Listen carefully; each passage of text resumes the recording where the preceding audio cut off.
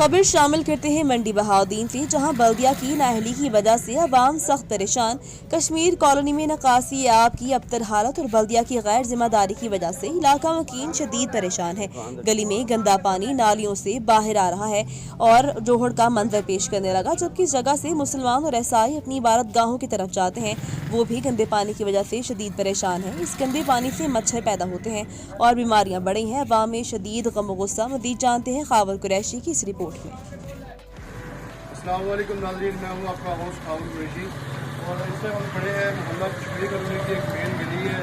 इस गली की आप हालत देख रहे हैं, यहाँ पे नाला निकलने की वजह से शहरी जो है, जो रिहायशी हैं यहाँ के शदीद मुश्किलात का शिकार हैं। और हमारे से मोहल्लेदार खड़े हैं, इनसे पूछते हैं अभी क्यों बंद हुआ नाला और सफाई का क्या इंतजाम है DMA की तरफ से।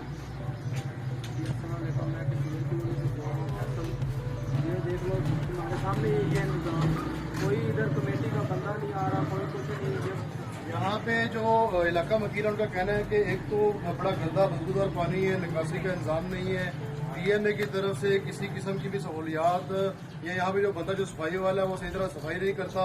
यहाँ से अगर देखा जाए, अगर आप नजर तो लाएगा, पानी का सारा रखा जाए वो कोई निज़ाम नहीं है। और इसके अलावा यही रास्ता वेगली गुजरती है जो मस्जिद की तरफ जाती है। जैसा कि हमें अपनी पाकी का नमाज़ों को बड़ा एहसास होता है कि गंदा पानी है तो हमारे जो छींटे कपड़ों में ना गिरे, इसी तरह से इनको भी अपना हक हासिल है कि अपनी इबादत गाह में जाएँ तो मतलब पाक साफ हो सकें। लेकिन यहाँ पे आप जैसे कुछ मुश्किल है, मतलब इबादत के लिए जाने की यहाँ से गुजरती। और उसके अलावा भी यहाँ पे रिहायशी घरों के सामने पानी खड़ा है, वो अपने घरों के अंदर दाखिल नहीं हो सकते।